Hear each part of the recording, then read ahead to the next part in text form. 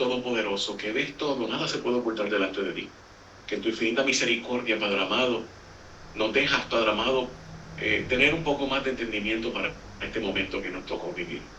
Tiempo sumamente interesante, un tiempo, Padre amado, el cual no es casualidad, mi Rey.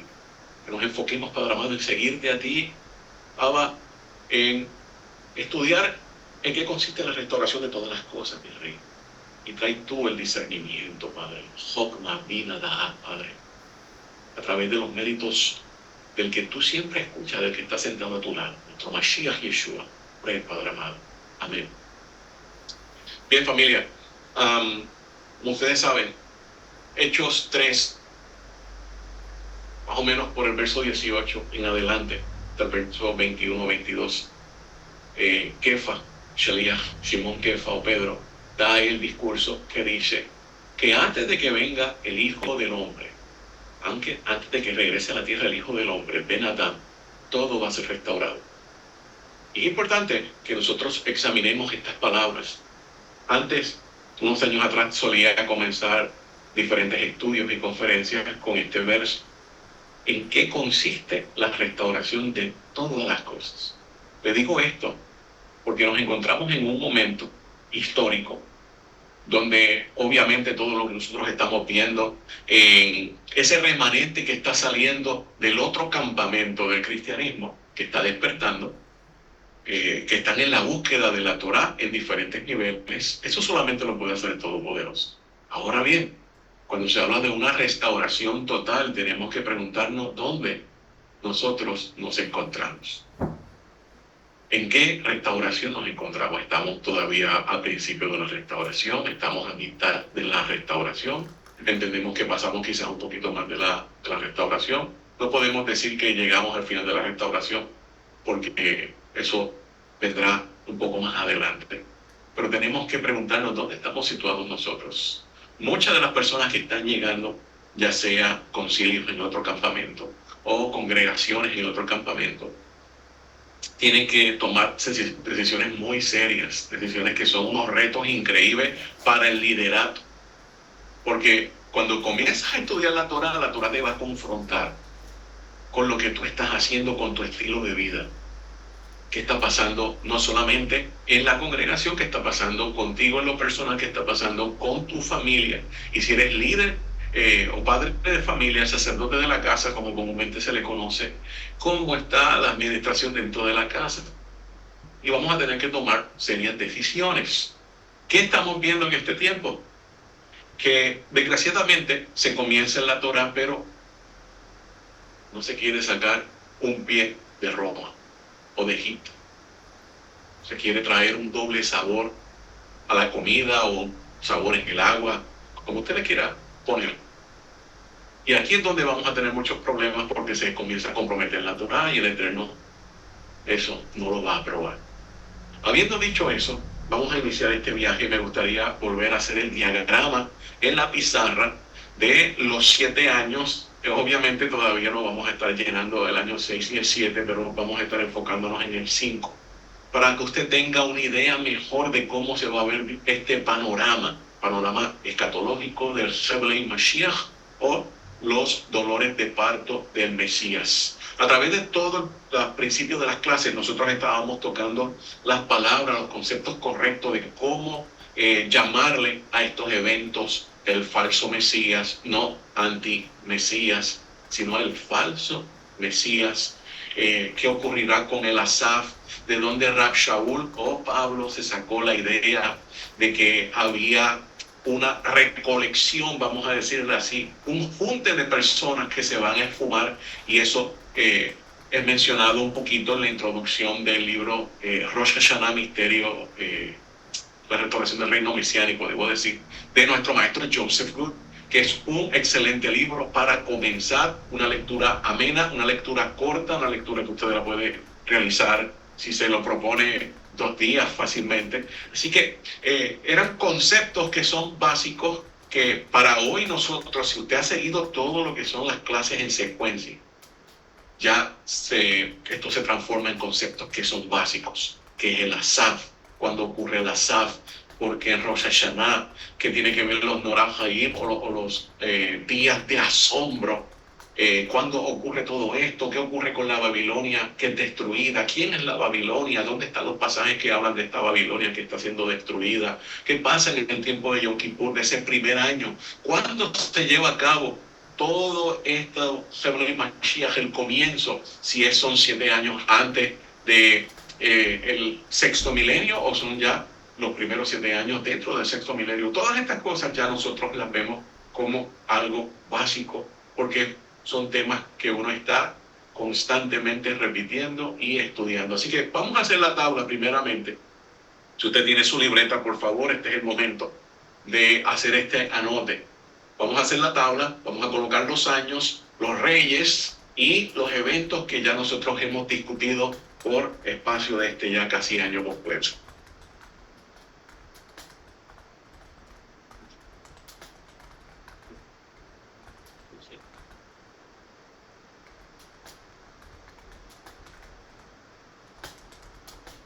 Bien, como ustedes saben, este es el disclaimer. Yo no soy artista, no soy dibujante ni nada por el estilo. Así que quédense conmigo para su beneficio. Quédense conmigo para que vayan entendiendo. Voy a tratar de hablar un poco más alto para que se pueda entender todo esto. Esta va a ser la línea del tiempo.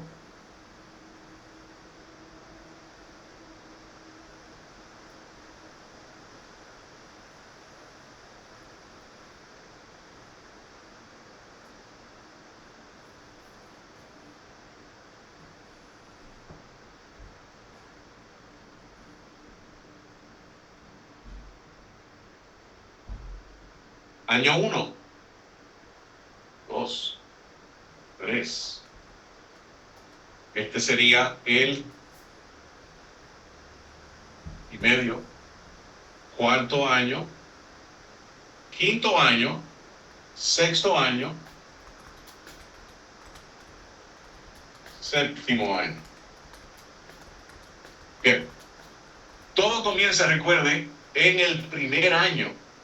Este primer año, que comienza con Rosh Hashanah, o el día del juicio, o el día escondido, o el día del trono, o el día que nadie conoce, son muchos nombres con este mismo nombre, con este evento de este día que ya lo repasamos bastante. Así que este primer año es Rosh Hashanah.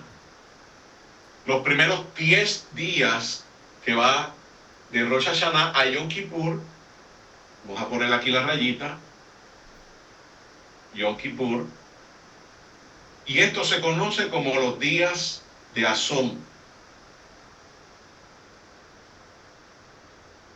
Asombro porque la gente va a quedar en shock de qué es lo que está ocurriendo en todo el planeta.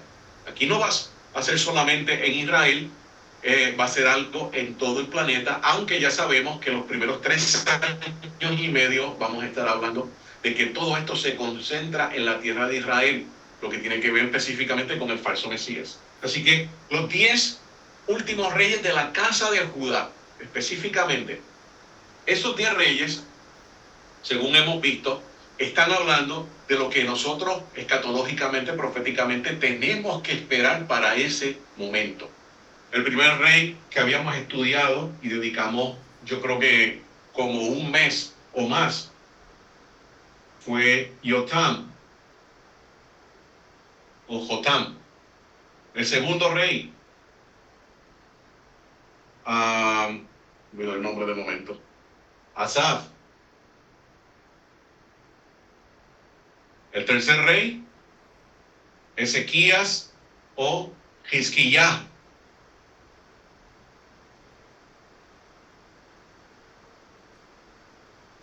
Ezequías. Asaf fue algo mucho más rápido. Hizquiyáhu, digamos, bastante tiempo, porque es una figura mesiánica. Hay más información de Ezequías o Hizquiyáhu que nosotros vemos del mismo Salomón. Hizquiyáhu y David prácticamente van a la par. David tiene un poquito más, solamente un poco más, pero Hizquiyáhu es una figura sumamente importante. 3 años y medio, porque sabemos que la vida de Ezequías o Hizquíahu se extendió por 15 años. Así que en estos 15 años va a estar naciendo el hijo de Ezequías, que sería Manasés o Menashe. Después tenemos aquí en el 5º año específicamente. 4º año es Menashe, 5º año es Amón. 6º año tenemos a Josías. Y con Josías, Yoshiahu en hebreo,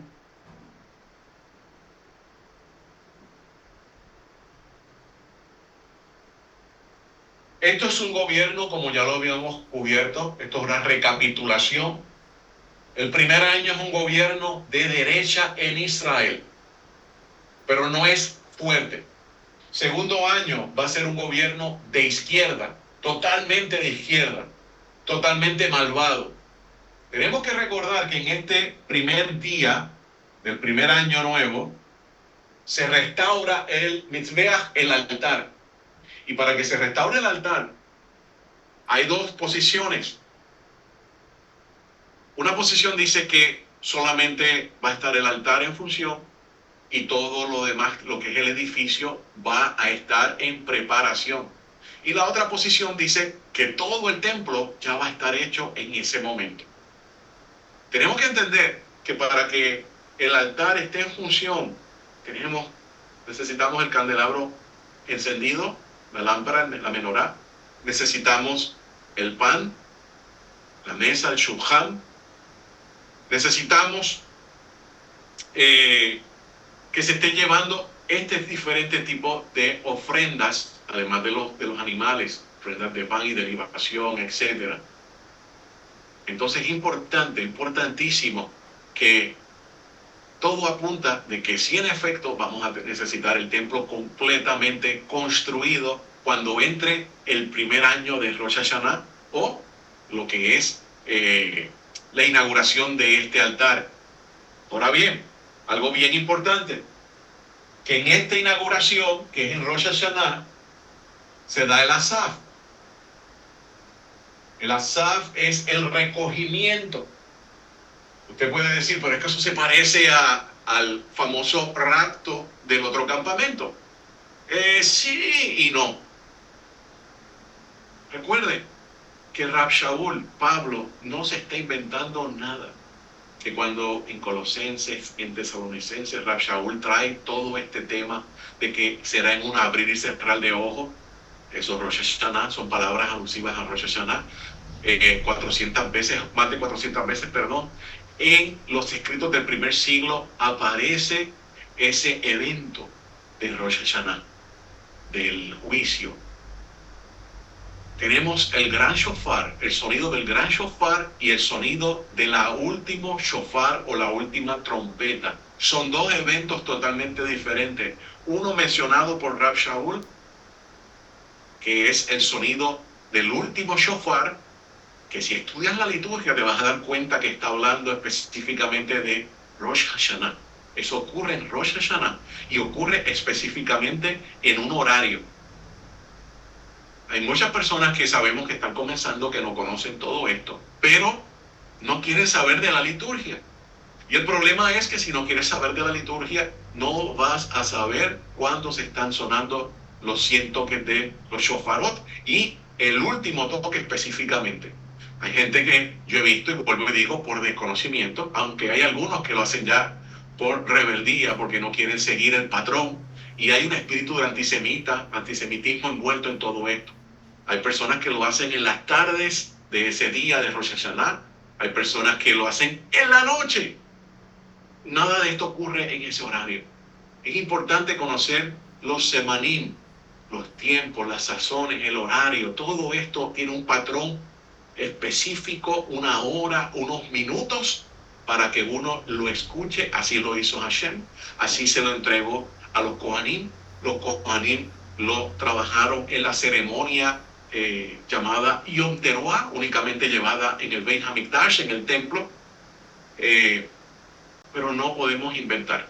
El problema de decirle no a la liturgia es que no vamos a entender el lenguaje escatológico, porque en toda la liturgia, ya sea de Rosh Hashanah, ya sea de Yom Kippur, Sukkot, Pesach, Shavuot, tenemos eventos escatológicos.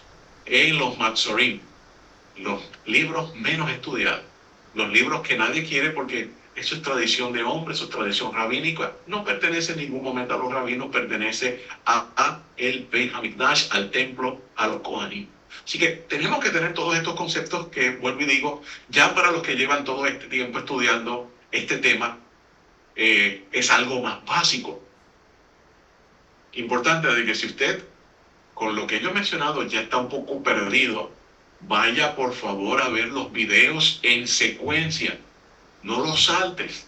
Están hechos de una manera, están construidos de una forma de que vayas a entender el próximo video, si no, no vas a poder con ellos.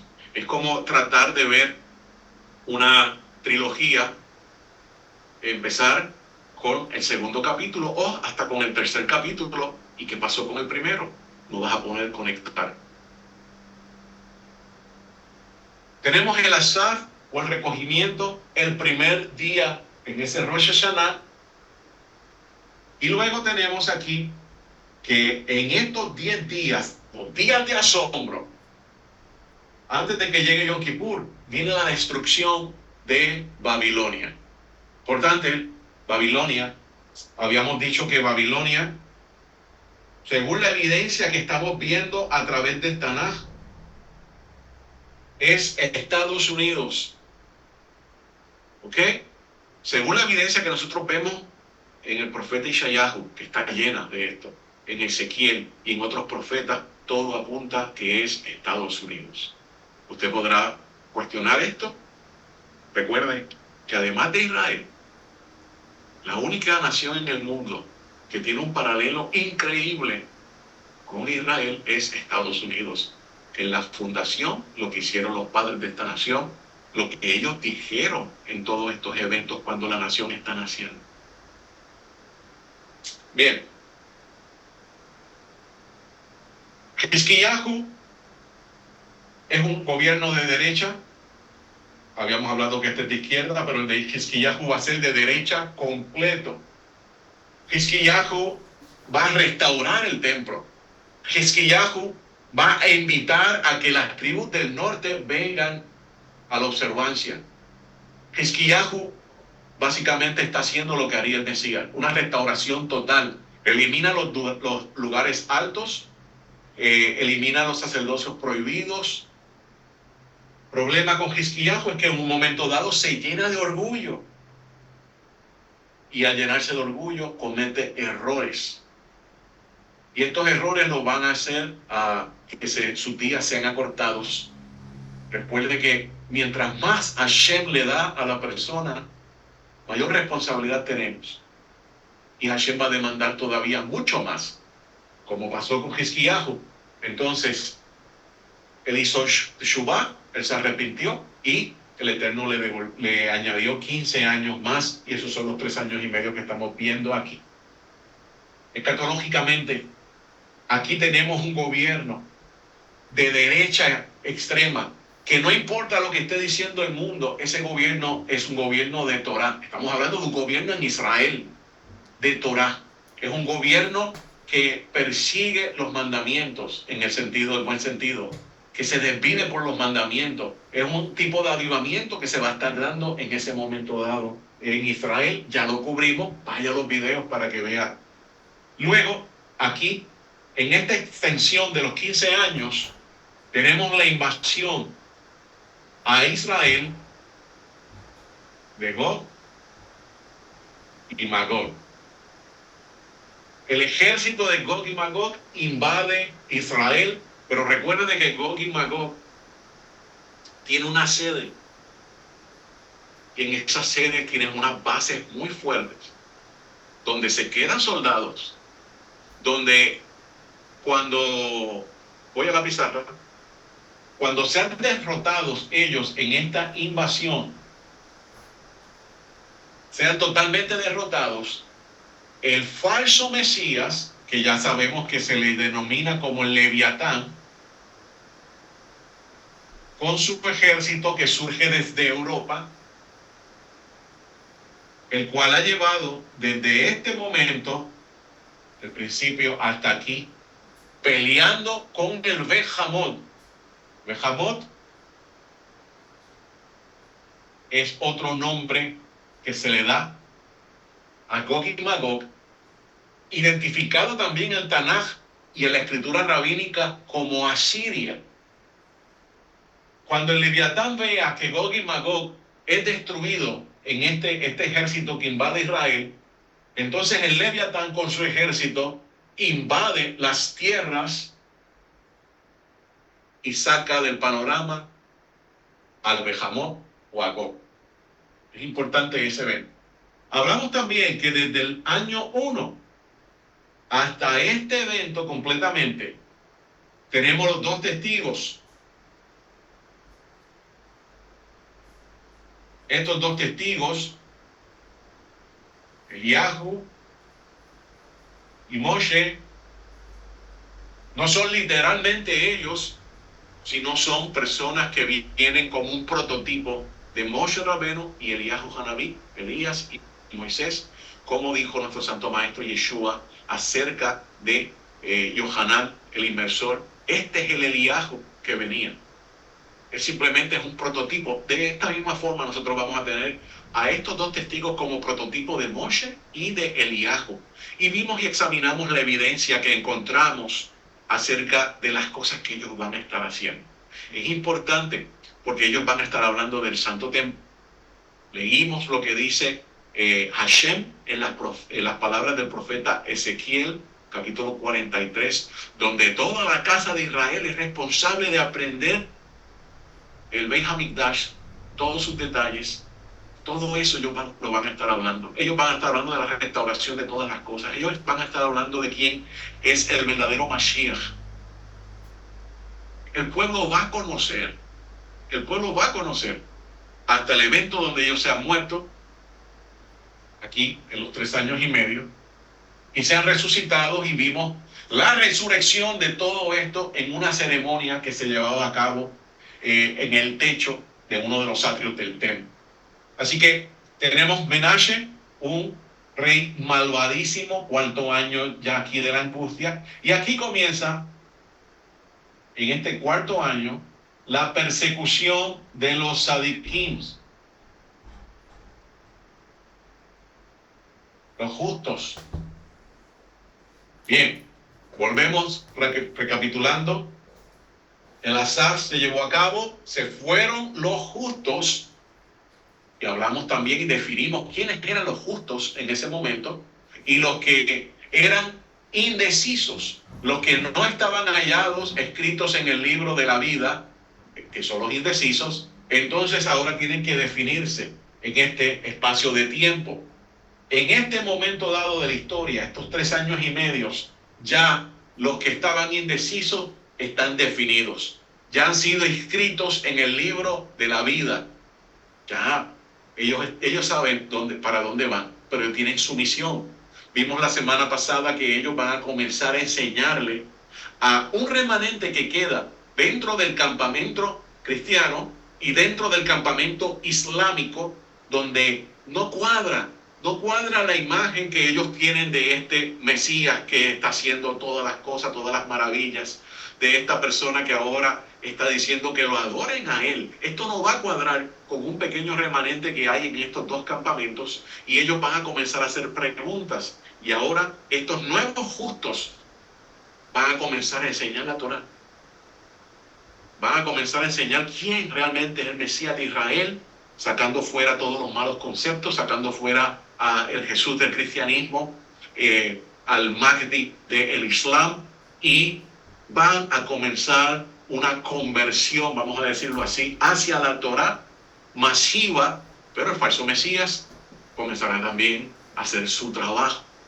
En ese momento dado, como mencionamos ya en el pasado, aquí en este punto, Israel, la casa de Judá, Am Israel, huye al desierto. Examinamos los 8 lugares donde ellos se van a encontrar en el desierto, junto con las personas que van a estar acompañándolos a ellos.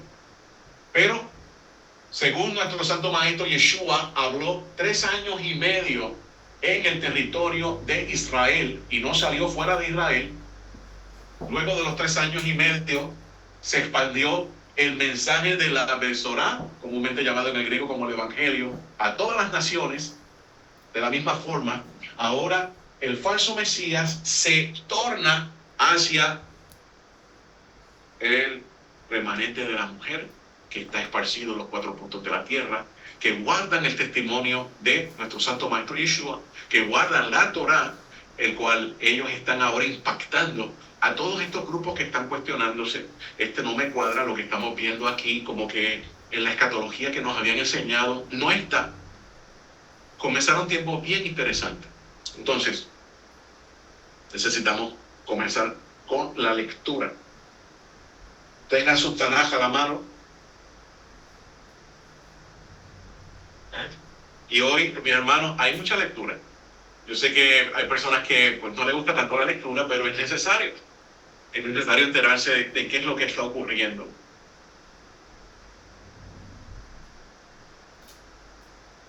Mantenga siempre ese mapa, porque vamos a añadirle unas cositas extras. Hoy vamos a estar trabajando en Segunda de Reyes. Segunda de Reyes. Así que tenga su Tanaj en Segunda de Reyes.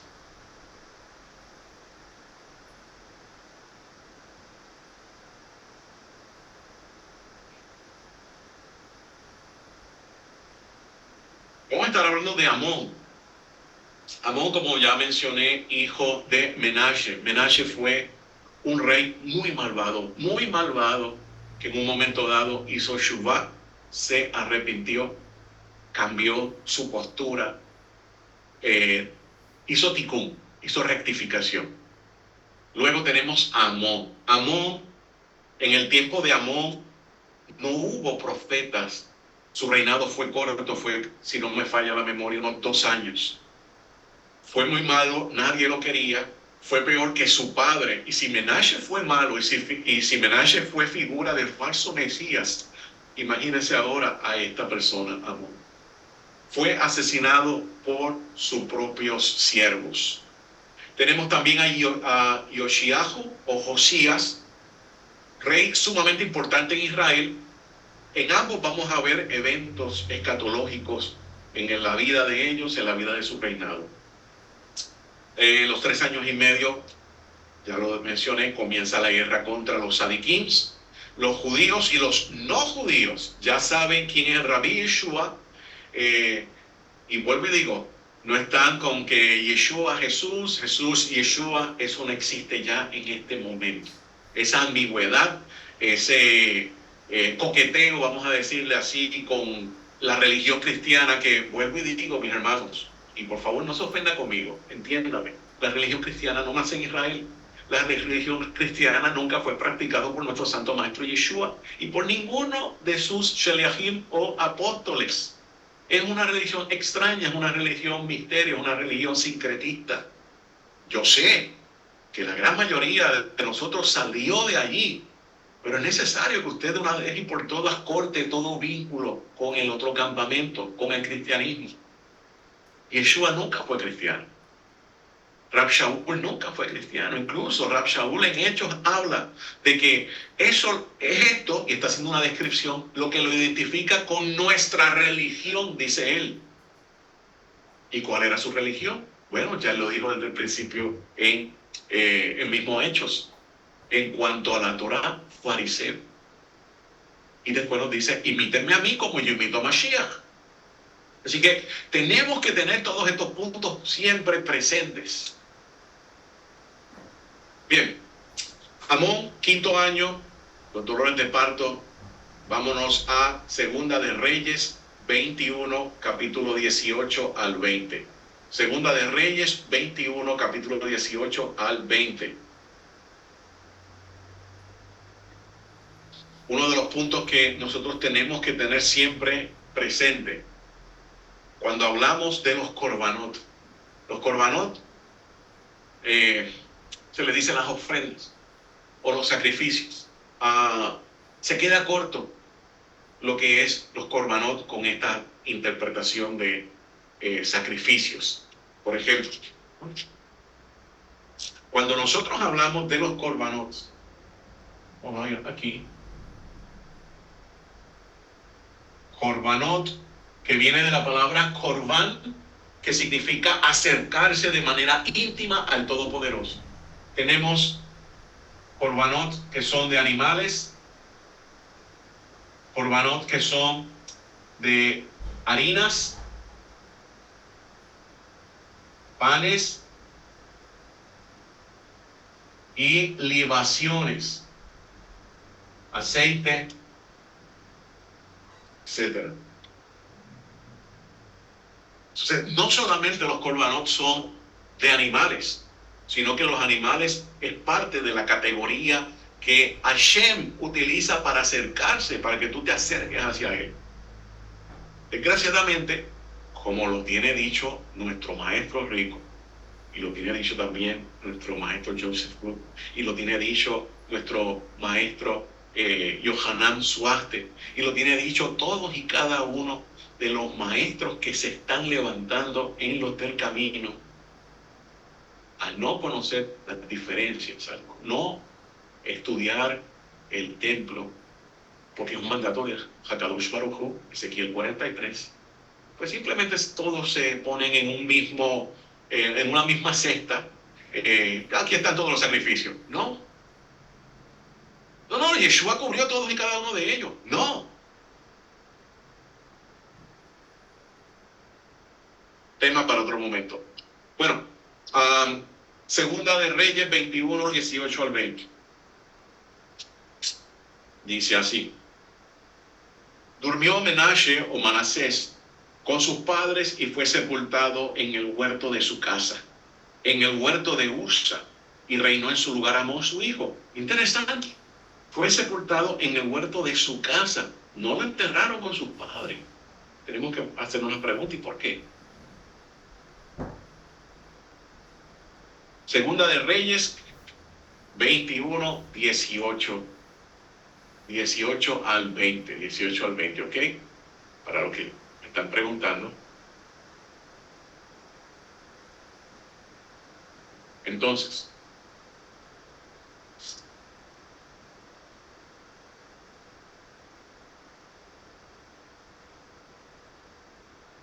y anduvo en todos los caminos en que su padre anduvo, y sirvió a los ídolos, a los Asherim, y los cuales había servido su padre, y los adoró.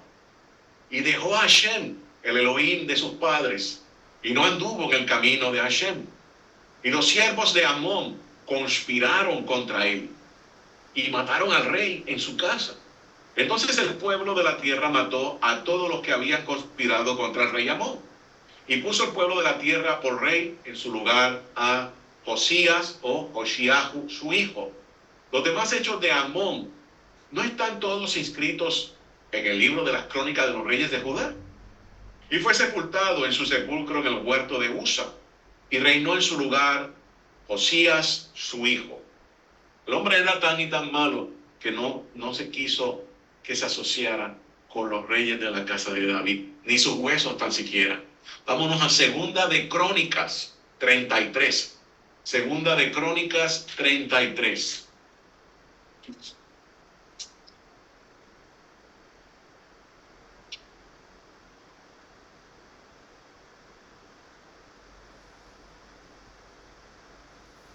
Pregúntese esto: cuando los Sheleachim o los emisarios de nuestro santo maestro Yeshua, los apóstoles, como usualmente se les llama, enseñaban de la restauración de todas las cosas, cuando enseñaban acerca del regreso de nuestro santo maestro Yeshua, recuerde, lo hacían a través de la Tanaj, lo hacían a través de la única Biblia hebrea que existía. No había escritos nazarenos ni nada por el estilo. Así que nosotros debemos conocer todas y cada uno de estos pasajes. Las herramientas que ellos tenían en ese momento son las mismas herramientas para nosotros aquí, para poder llevar a toda persona a que conozca todos estos eventos basados en la mente hebrea, en la mente judía, usando el Tanaj. Segunda de Crónicas 33.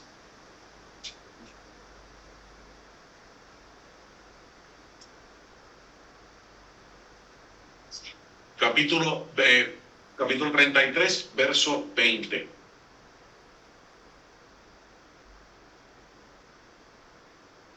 De llegar. 33, verso 20 al verso 25. En favor del Eterno, estamos llegando y aquí estamos. Y durmió Menashe con sus padres y lo sepultaron en su casa y reinó en su lugar Amón, su hijo. Esta versión dice en su casa. De 22 años era Amón cuando comenzó a reinar y 2 años reinó en Jerusalén. E hizo lo malo ante los ojos de Hashem, como había hecho Menashe su padre, porque ofreció sacrificios y sirvió a todos los ídolos que su padre Menashe había hecho. Pero nunca se humilló delante de Hashem, como se humilló Menashe su padre. Antes bien aumentó el pecado y conspiraron contra él sus siervos y lo mataron en su casa. Mas el pueblo de la tierra mató a todos los que le habían conspirado contra el rey Amón, y el pueblo de la tierra puso por rey en su lugar a Josiahu o Josías. Bien. Flavio Josefo habla acerca de este evento. Y como ustedes saben, el historiador judío en este tiempo, traidor a la patria cuando escribió esto, siempre da un poco más de información. Flavio Judío, en el libro Antigüedades de los Judíos, en el capítulo 10, páginas 46 al 48, miren lo que dice acerca de Amón. Y fue enterrado en su propia tumba, no con sus padres. Y el reinado pasó a su hijo Amón. Su madre fue Emaselme, esa es la versión griega del nombre de su mamá. Era natural de la ciudad de Jatabat.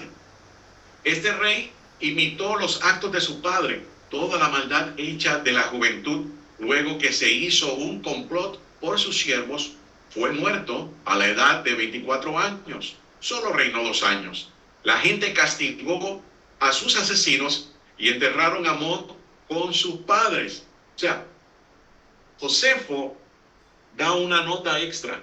Josefo dice que luego, ya que lo habían enterrado en su jardín, a Amón, lo sacaron de allá y lo llevaron a donde estaban enterrados sus padres. Después entregaron el reino a su hijo Josías, un niño de 8 años de edad. Su madre era Jedis, era natural de la ciudad de Basket. Hasta ahí es la información que nosotros tenemos de Amón. El comentario del editorial ArtScroll. El editorial ArtScroll es un editorial bien tradicional, excelente. Es el editorial, si no me equivoco, más grande que se utiliza fuera de Israel. Dentro de Israel, las yeshivot, las sinagogas, prefieren el editorial Koren. Pero fuera de Israel, el ArtScroll es la ley. Y ArtScroll tiene mucho material de comentarios, donde recoge midrashim, donde recoge escritos talmúdicos de diferentes libros de la Tanaj. Y en el comentario del editorial ArtScroll sobre Divrei Hayamim 2, o sea, segunda del capítulo 33, en la página 279, mire lo que dice. Menashe edificó altares a todo lo que está en el cielo y los puso en los atrios del templo. Menashe se prosternó ante las huestes celestes, hizo pasar a sus hijos por el fuego, estableció un sistema de consultas a los muertos, puso una imagen en la casa de Hashem. Originalmente, Menashe hizo la imagen de una sola cara. Luego la modificó a una imagen, ahora estoy hablando de Amón, fue el que modificó la imagen con 4 caras, para que miraran en los 4 ángulos de la tierra, para cuando la Shejinah es la presencia del Todopoderoso que en unos años, en unos días específicos al año, descendía. La intención era tan macabra por parte de este rey que puso 4 caras en una imagen para que cuando llegara la Shejinah, la presencia de Hashem, al Beit HaMikdash, al templo, esas caras de esa imagen confrontaran a la presencia del Todopoderoso. Mire hasta dónde llega el grado de maldad. Por eso es que nuestro maestro Joseph Wood está describiendo que en la acción tanto de Menashe como de Amón podemos ver el retrato del falso Mesías. ¿Qué es lo que él va a estar haciendo? Ahora está retando al mismo Hashem en una ofensa que no tiene descripción. Sigo. Modificó una imagen de 4 caras para que la mirara en los 4 ángulos de la tierra, para cuando la Shejinah de Hashem entrara en su recinto, fuera confrontado por una de estas caras. Esto sale de un Midrash, y el Midrash también está citando el tratado talmúdico Sanedrín 103b. Sanedrín 103b. Si tienes Sefaria, cualquier persona que tenga Sefaria, es una aplicación que puede conseguir en línea, gratuita, es excelente, solamente está en inglés, pero la puedes traducir. La puedes traducir con el Google. Los sabios comentan en Sanedrín, tratado Sanedrín 103b, comentan que hubo una escalada en la maldad en Menashe y en Amón. Menashe colocó la imagen en el lugar santo, solamente en el lugar santo, nunca en el lugar santísimo. Recuerde que él hizo Teshuvah y hizo Tikkun, rectificó. Pero Amón la trajo al recinto más sagrado, al Kodesh HaKodashim, al lugar santísimo, y le hizo estas otras caras diferentes.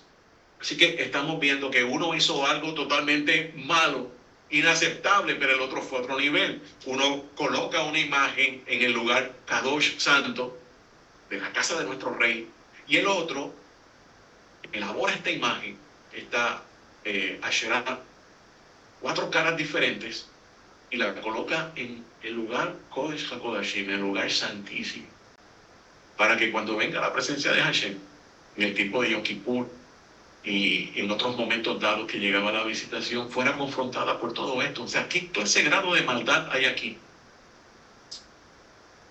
Menashe y Amón retaron a Hashem con sus acciones.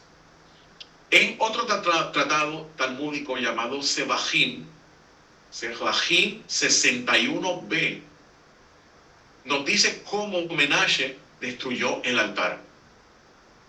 Y antes de seguir hacia adelante, nosotros debemos pensar cómo la audiencia veía todos estos eventos, cómo la audiencia del primer templo, la audiencia que nosotros leemos para el segundo templo, está viendo todos estos eventos. Cuando ellos leían, por ejemplo, Daniel, cómo ellos percibían a Daniel, porque va a ser diferente a cómo se va a percibir en el primer siglo, va a ser diferente cómo se va a percibir en el segundo siglo, un poco diferente, y va a ser muy diferente a cómo se percibe en estos tiempos. La audiencia cambia. Sí, estamos hablando de Israel, pero la audiencia tiene diferentes influencias, tiene diferentes escenarios que se está viviendo. Cómo esta audiencia antes de nuestro santo maestro Yeshua y después los días del primer siglo están analizando toda esta información. Por ejemplo, durante el primer siglo, los libros más leídos eran Daniel. Hoy es el libro menos leído dentro del judaísmo. Increíble. El libro de Daniel hoy en día es el libro que menos se lee en el judaísmo. En el primer siglo era el más leído. También tenemos el libro de Yeshayahu o Isaías, el primer libro de Enoch. ¿Ok? Daniel, el libro de Yeshayahu o Isaías y el primer libro de Enoch eran los libros más leídos en el primer siglo. Es obvio que ellos sabían que el libro de Enoch, el primer libro de Enoch, era literatura escatológica, epigráfica, que no le escribió Enoch, como el Apocalipsis de Daniel no le escribió Daniel, El Apocalipsis de Abraham no lo escribió Abraham. El Apocalipsis, los relatos de Isaías, no lo escribió Isaías. O el Apocalipsis de Adán no lo escribió Adán.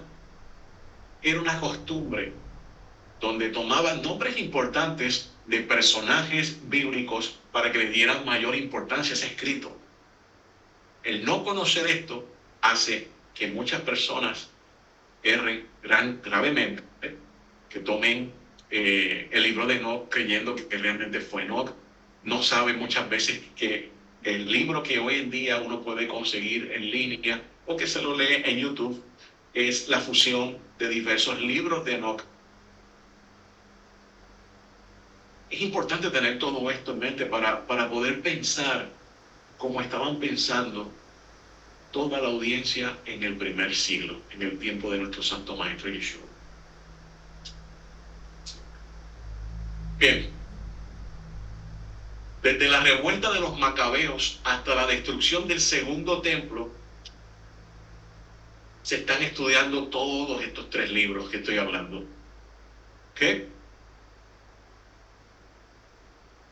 Correcto, los libros más leídos en el primer siglo: Primera de Enoch, no todos los de Enoch, Primera de Enoch, Daniel y Isaías. Daniel 9, por ejemplo, Daniel 9 recuerda en el tiempo de Babilonia, todo esto está en el exilio. Daniel está en el exilio, Daniel está en Babilonia cuando se está escribiendo todo esto. Entonces, tenemos que tener en cuenta ese exilio, tenemos que tener en cuenta la destrucción del primer templo por los babilónicos. Daniel 9:26 dice: primera vez la mención de la abominación desoladora y la cancelación de los corbanot. Esta es la primera vez que se menciona que hay una cancelación de los corbanot y una abominación desoladora. Sabemos que la palabra abominación está ligada directamente con un ídolo, con una imagen. Habíamos hablado ya hace varias clases atrás que se entendía, según entiende nuestro maestro Joseph Good, que la imagen que se va a levantar es una cruz con algo colgado totalmente diferente. Así que cuando se está hablando de todo esto, Daniel, las personas que están en el exilio en Babilonia y luego van a regresar para levantar la segunda casa Hashem, están pensando, cuando leen Daniel, cuando escuchan de Daniel, pensando en lo que hicieron los babilónicos. Los babilónicos tenían unas costumbres horribles luego que conquistaban. Basado en esto que está ocurriendo, ahora lo que hace Menashe, lo que hizo Menashe, todo esto, lo que la profecía de Mateo 24, del 15 en adelante, vamos por favor a Mateo o Matai 24:15, las palabras de nuestro Santo Maestro Yeshua.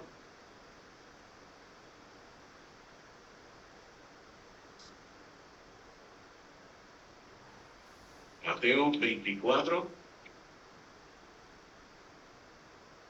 verso 15 en adelante.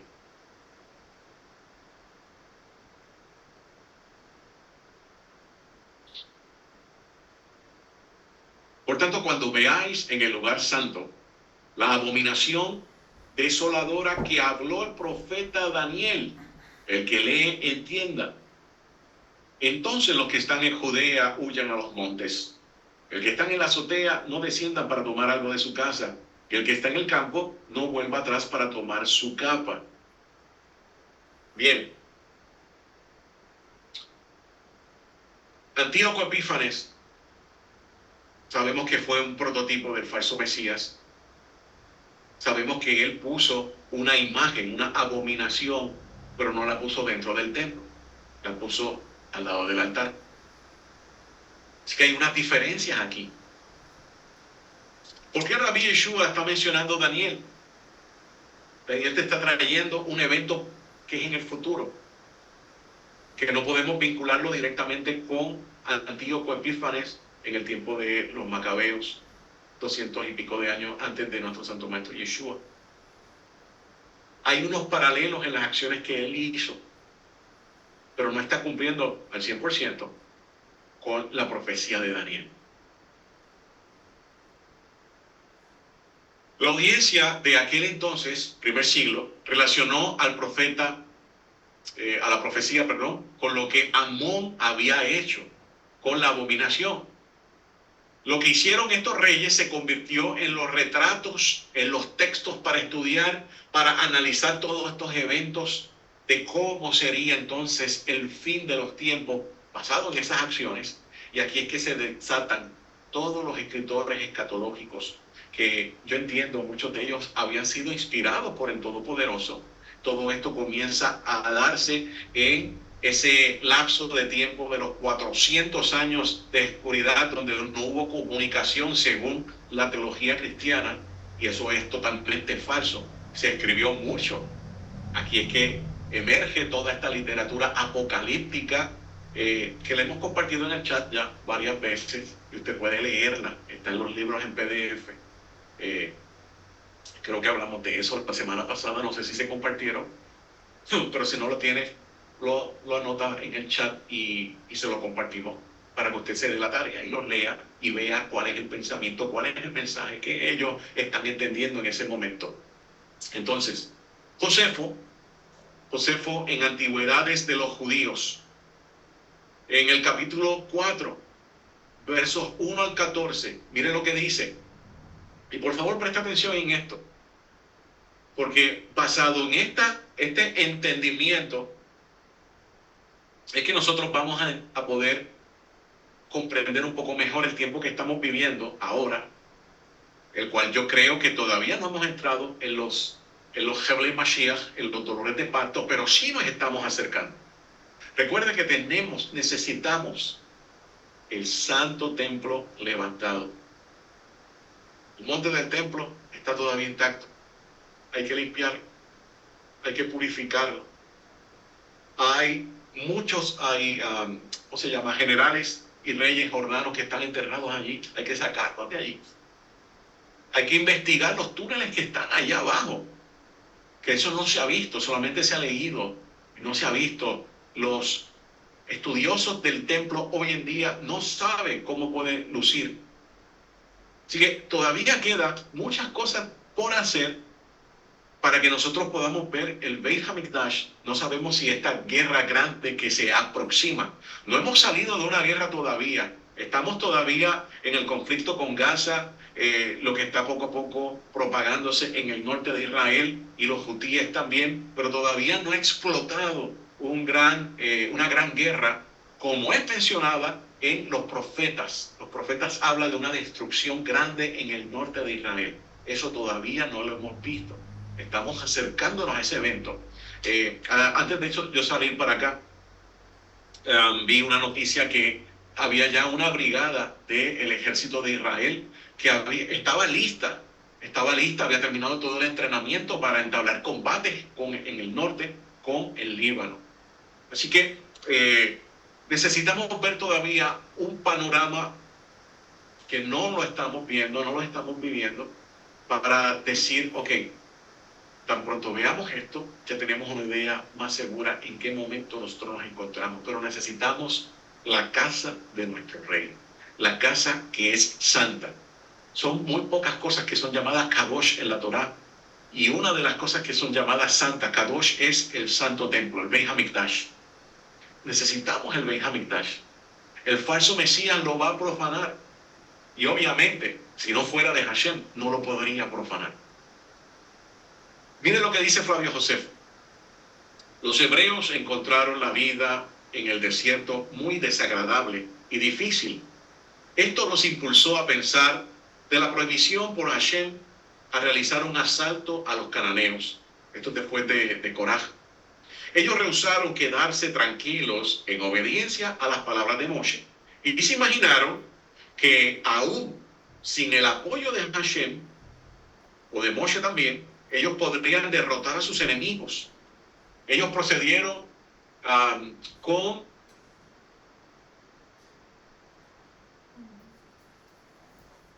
disculpa que yo ahora mismo no estoy entendiendo lo que yo escribí. Acechar para dejarlos sin recursos.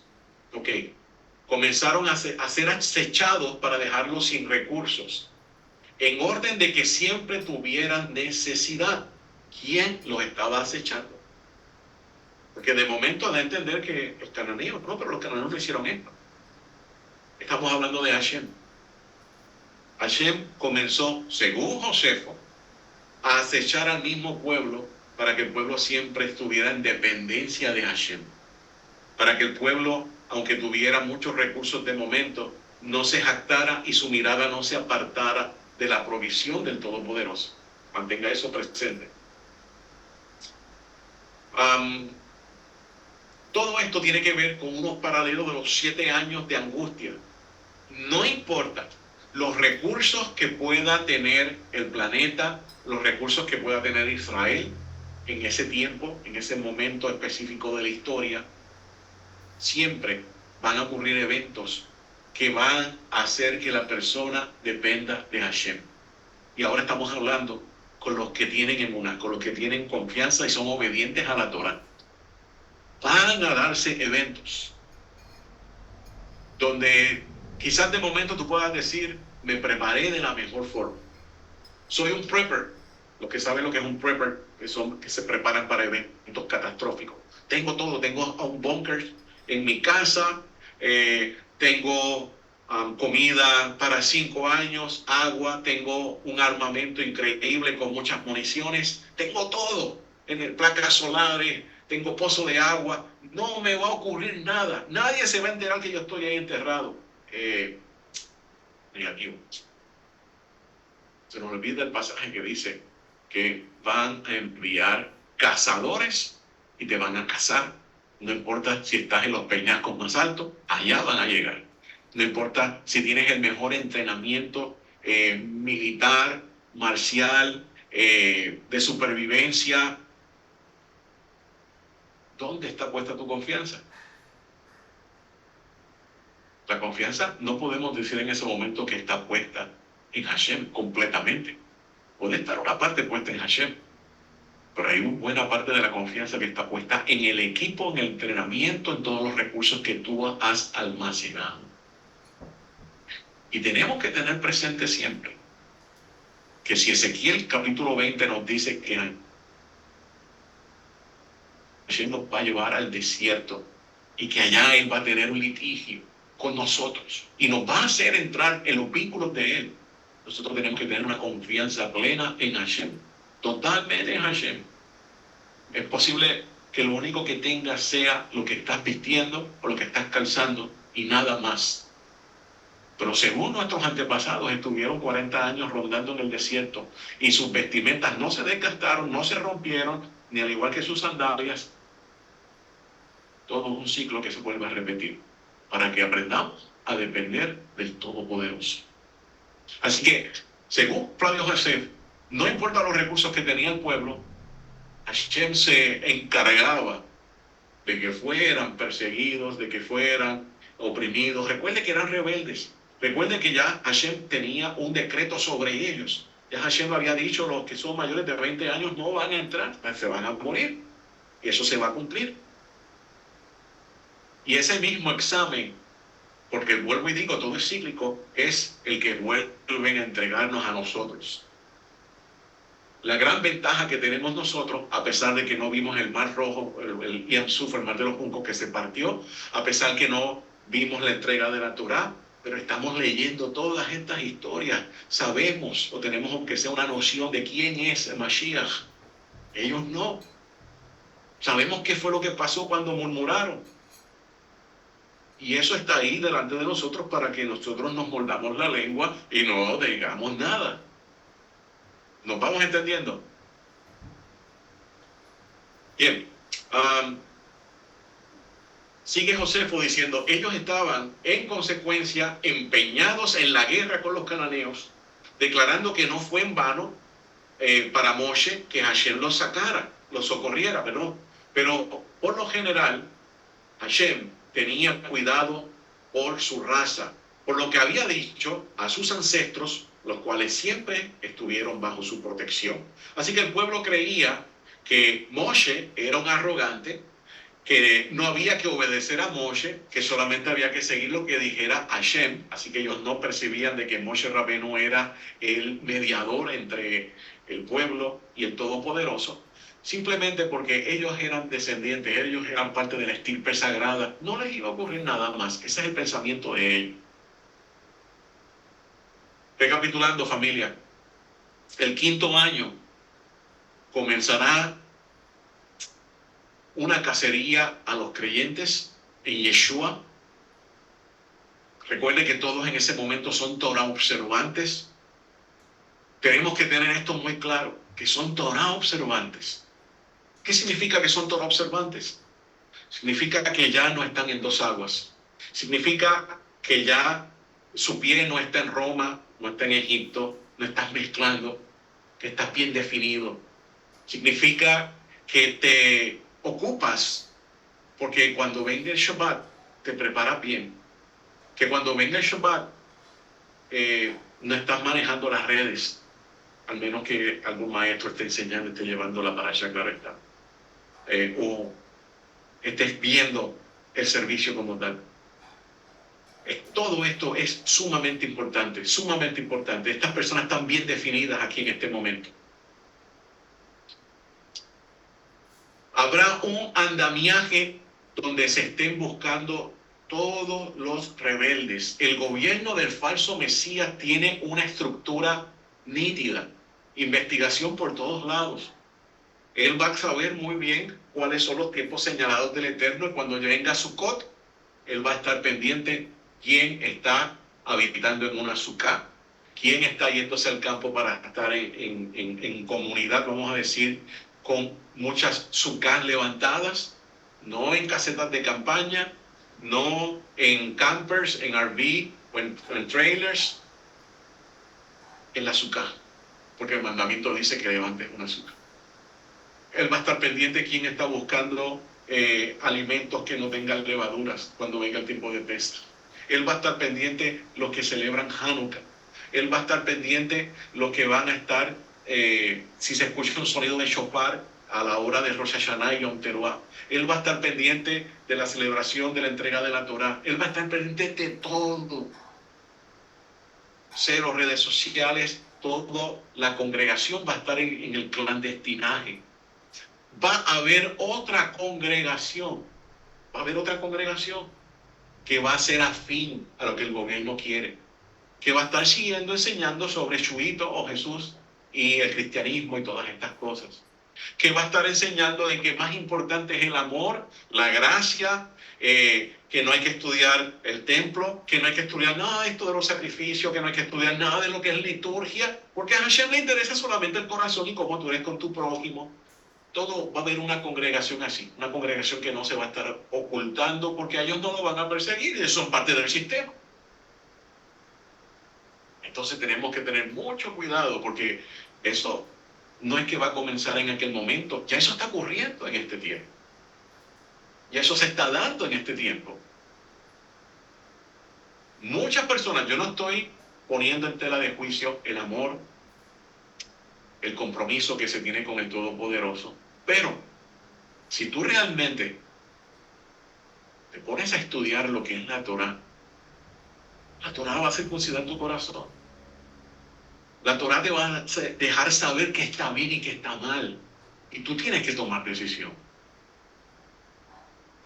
Ya sea en tu familia, y si eres líder de congregación, tienes que ajustar toda tu familia, porque un líder de congregación que no esté alineando a su familia no puede dirigir ninguna congregación. Y eso yo creo que lo tenemos más que claro en las palabras de Rab Shaul, en las palabras de Moshe Rabenu cuando se escogen los líderes. O sea, lamentablemente estamos en un tiempo donde hay personas que creen que están enseñando Torah, donde hay un público que cree que está recibiendo Torah, pero en Shabbat, que es el día del Todopoderoso, no se lee nada de la parashá públicamente, que es cuando el rey habla. Eso no ocurre. Son muchas congregaciones que van de camino para atrás, para Egipto, para Roma, porque no sienten el espíritu o las ruas moverse, porque todo es por sensación, por emoción. Eso no lo sienten, lo sentían en el otro campamento, pero no saben que el otro campamento estaba metido en el paganismo. Shema Israel, escucha Israel, analiza dónde tú estás, analiza a quién tú estás escuchando, analiza si los líderes realmente están comprometidos con el Todopoderoso y están siguiendo el patrón. Porque si una de las cosas que nosotros hemos aprendido a través de los años es apegarnos al pueblo de Judá, la casa de Judá que siempre se mantuvo en convenio, la casa de Judá que nos enseñó qué era la Torá, la casa de Judá que nos enseñó cuál era el protocolo para acercarnos al Todopoderoso, la casa de Judá que por ello sabemos qué es una mezuzá, que nosotros sabemos qué son los flecos, que nosotros sabemos cómo presentarnos delante de Hakadosh Baruj. No, pero hay un espíritu de antisemitismo todavía envuelto, que se arrastra desde Roma. Entonces, ¿dónde usted está situado? ¿A quién usted está escuchando? Eso solamente se lo puede contestar usted. Así que continuamos.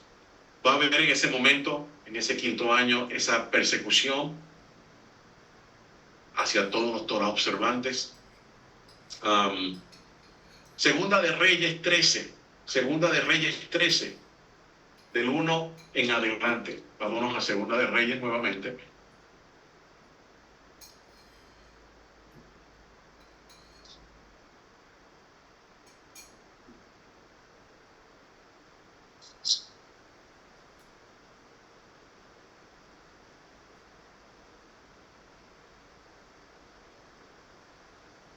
Segunda de Reyes, comenzamos entonces ya oficialmente, estamos hablando que vamos a entrar al sexto año, por favor. En el año 23 de Joás, hijo de Ocosías, rey de Judá, comenzó a reinar Joacás, hijo de Jehú, sobre Israel en Samaria, y reinó 17 años. Segundito. E hizo lo malo ante los ojos de Hashem y siguió en los pecados de Jeroboam, hijo de Nabat, el que hizo pecar a Israel y no se apartó de ellos. Y se encendió el furor de Hashem contra Israel y los entregó en mano de Hazael, rey de Siria, y en mano de Ben-Hadad, hijo de Hazael, por largo tiempo. Mas Joacás oró en presencia de Hashem y Hashem lo oyó, porque miró la aflicción de Israel, pues el rey de Siria los afligía. Hashem, Salvador, y dio Hashem Salvador a Israel, y salieron del poder de los sirios, y habitaron los hijos de Israel en su tienda como antes. Como todo eso, no se apartaron de los pecados de la casa de Jeroboam, el que hizo pecar a Israel. A ellos anduvieron, y también la imagen de Acera permaneció en Samaria, porque no le había quedado gente a Joacás, sino 50 hombres de a caballo, 10 carros y 10,000 hombres de a pie, pues el rey de Siria los había destruido y los había puesto como el polvo para hollar. El resto de los hechos de Joacás y todo lo que hizo y sus valentías no está escrito en los libros de las crónicas de los reyes de Israel. Y durmió Joacás con sus padres, los sepultaron en Samaria, y reinó en su lugar Joás su hijo. En el año 37 de Joás, rey de Judá, comenzó a reinar Joás, hijo de Joacás, sobre Israel en Samaria, y reinó 16 años. E hizo lo malo ante los ojos de Hashem. No se apartó de todos los pecados de Jeroboam, hijo de Nabat, el que hizo pecar a Israel. En ellos anduvo. Los demás hechos de Joás y los demás que hizo, y los esfuerzos con que guerreó contra Amasías, rey de Judá, no está escrito en el libro de las crónicas de los reyes de Israel. Y durmió Joás con su padre, y se sentó Jeroboam sobre su trono, y Joás fue sepultado en Samaria con los reyes de Israel. Aunque de momento aparenta haber una desconexión con el tema de hoy, quédense conmigo por favor. Es importante también nota de que hubieron 2 reyes del reino del norte con el nombre Jeroboam.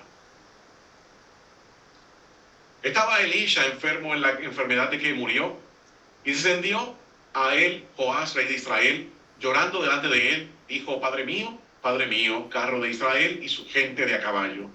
Y le dijo Elisha, toma un arco y unas saetas.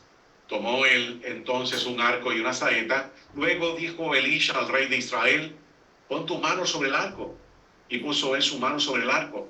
Entonces puso Elisha su mano, Elisha es Eliseo, sobre las manos del rey. Y dijo, abre la ventana que da al oriente. Y cuando él abrió, dijo Elisha, tira. Y tirando él, dijo Elisha, saeta de salvación de Hashem y saeta de salvación contra Siria, porque herirás a los sirios en Afec hasta consumirlos. Y le volvió a decir, toma las saetas. Y luego que el rey de Israel las hubo tomado, él dijo, golpea la tierra. Y él la golpeó 3 veces y se detuvo. Entonces el varón de Elohim, enojado contra él, le dijo, al dar 5 o 6 golpes, hubiera derrotado a Siria, hasta no quedar ninguno. Pero ahora solo 3 veces derrotarás a Siria. Y murió Elisha, y lo soportaron. Entrado el año, vinieron bandas armadas de moabitas a la tierra. Aconteció que a él lo sepultaron unos hombres. Súbitamente vinieron una banda armada y arrojaron el cadáver en el sepulcro de Elisha. Y cuando llegó a tocar el muerto, los huesos de Elisha, revivió y se levantó sobre sus pies. Hazael, pues, el rey de Siria, afligió a Israel todo el tiempo de Joacás, mas Hashem tuvo misericordia de ellos. Se compadeció de ellos y los miró a causa de su pacto con Abraham, Isaac y Jacob, y no quiso destruirlos ni echarlos de delante de su presencia hasta hoy. Y murió Hazael, rey de Siria, y reinó en su lugar Ben-Hadad, su hijo, y volvió Joás, hijo de Joacás, y tomó de mano de Ben-Hadad, hijo de Hazael, las ciudades que éste había tomado en guerra, de manos de Joacás, su padre. 3 veces lo derrotó Joás y restituyó las ciudades en Israel. Un segundito.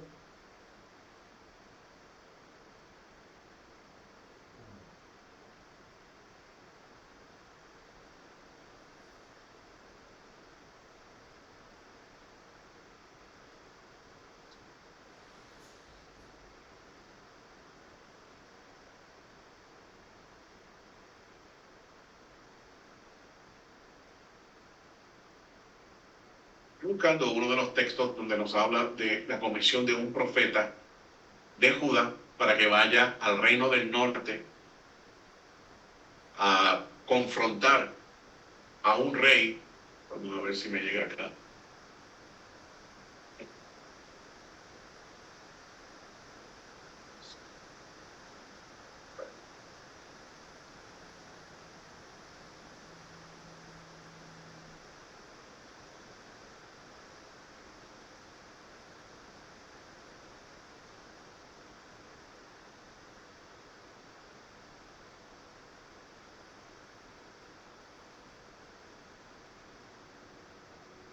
Ok. Hermanos, ¿saben qué? No era Segunda de Reyes, era Primera de Reyes 13. Pero ahí tuvieron la oportunidad de escuchar, de ver cómo los huesos de Elisha estaban impregnados por la presencia divina. Un profeta de Judá amonesta a Jeroboam. Esto es importantísimo, esta historia. Por favor, quédense conmigo, porque hay un evento escatológico en esta historia. He aquí que un varón de Elohim, por palabra de Hashem, vino de Judá a Betel, estando Roboam junto al altar para quemar incienso. Aquel clamó contra el altar por palabra de Hashem y dijo, altar, altar, así ha dicho Hashem, he aquí que en la casa de David nacerá un hijo llamado Josías, el cual sacrificará sobre ti a los coanim de los lugares altos que queman sobre ti incienso, y sobre ti quemarán huesos de hombres. Aquel mismo día dio una señal diciendo, esta es la señal de que Hashem ha hablado. He aquí que el altar se quebrará y la ceniza que sobre él está se derramará. Cuando el rey Jeroboam oyó la palabra del varón de Elohim, que había clamado contra el altar de Betel, extendió su mano desde el altar y dijo, prendedle. Mas la mano que había extendido contra él se le secó y no pudo enderezarla, y el altar se rompió y se derramó la ceniza del altar, conforme a la señal que el varón de Elohim había dado por palabra de Hashem.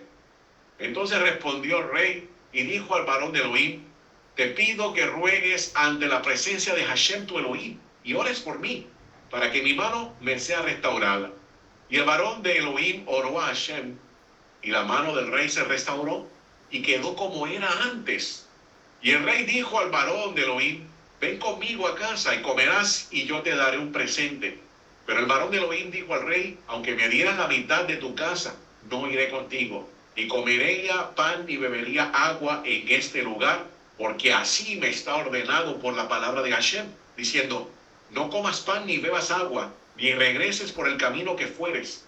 Regresó pues por otro camino y no volvió por el camino por donde había venido a Betel. Vamos a dejarlo ahí un momento, porque necesito hacerle un diagrama diferente ahora.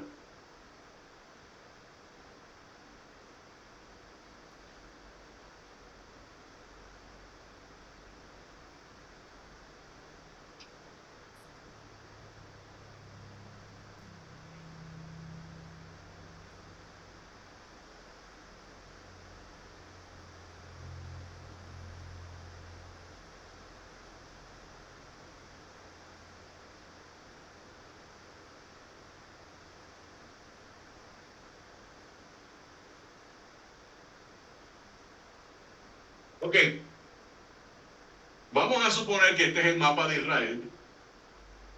Este es el Mar Muerto. Y para encontrar a Jerusalén es fácil, porque simplemente vamos al principio del Mar Muerto, al norte, y paralelamente aquí vamos a estar encontrando a Jerusalén.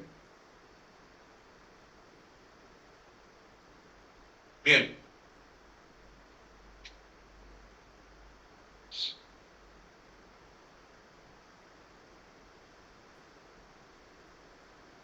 Esta es la división para el reino del norte.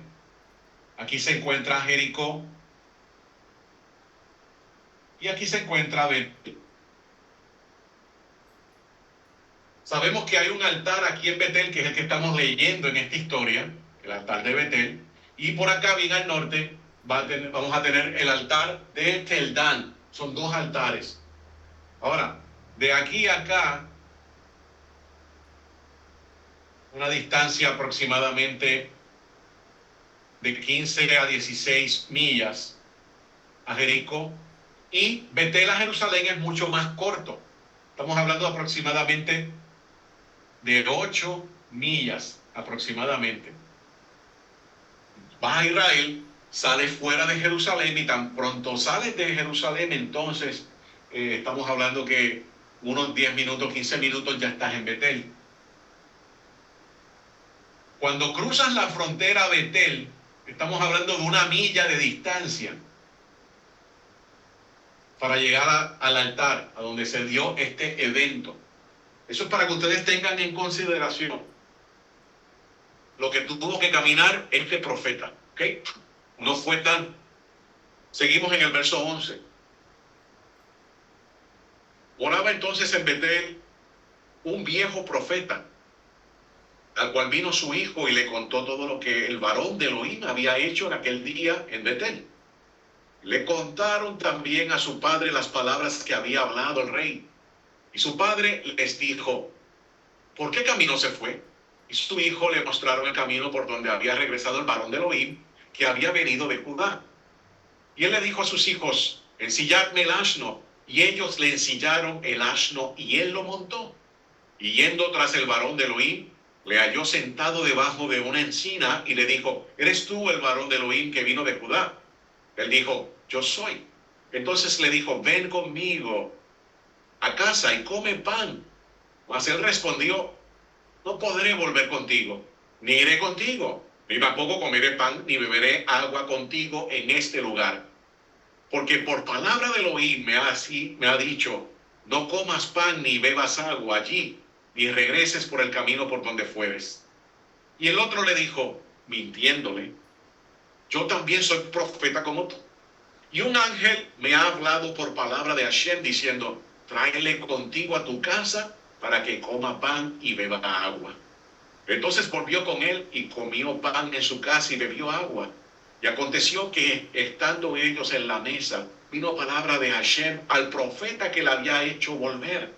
Y clamó al varón de Elohim que había venido de Judá, diciendo: así dice Hashem, por cuanto has sido rebelde al mandato de Hashem y no guardaste el mandamiento que Hashem tu Elohim te había prescrito, sino que volvisteis y comiste pan y bebiste agua en el lugar donde Hashem te había dicho que no comieses pan ni bebieses agua, no entrarás tu cuerpo en el sepulcro de tus padres.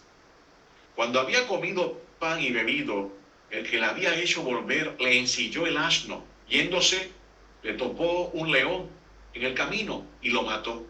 Y su cuerpo estaba echado en el camino y el asno junto a él, y el león también junto al cuerpo. He aquí unos que pasaban y vieron el cuerpo que estaba echado en el camino y el león que estaba junto al cuerpo, y vinieron y le dijeron en la ciudad donde el viejo profeta habitaba, Betel. Oyéndolo el profeta que lo había hecho volver del camino, dijo: el varón de Elohim es, que fue rebelde al mandato de Hashem. Por tanto, Hashem le ha entregado al león, que le ha quebrantado y matado, conforme a la palabra de Hashem que él dijo. Y habló a su hijo y les dijo: ensilladme un asno. Y ellos se lo ensillaron. Y él fue y halló el cuerpo tendido en el camino, y el asno y el león que estaba junto al cuerpo, y el león no había comido el cuerpo ni dañado el asno. Entonces tomó el profeta el cuerpo del varón de Elohim, lo puso sobre el asno y se lo llevó. Y el profeta viejo vino a la ciudad para endecharle y enterrarle. Y puso el cuerpo en su sepulcro y le endecharon, diciendo: ay, hermano mío. Y después que le hubieron enterrado, habló a sus hijos diciendo: cuando yo muera, enterradme en el sepulcro en que está sepultado el varón de Elohim. Poned mis huesos junto a los suyos, porque sin duda vendrá lo que él dijo a voces por palabras de Hashem contra el altar que está en Betel y contra toda la casa de los lugares altos que están en las ciudades de Samaria. Con todo esto, no se apartó Jeroboam de su mal camino, sino que volvió a ser sacerdotes de lugares altos de entre los pueblos, a quien quería consagrarlo para que fuera de los sacerdotes de los lugares altos. Bien, toda esta historia de qué tiene que ver. Esta es una historia que tiene eventos escatológicos. Tenemos un profeta de Hashem, tenemos un profeta que no es de Hashem, un profeta que está mintiendo, un profeta como los que nosotros encontramos hoy en día.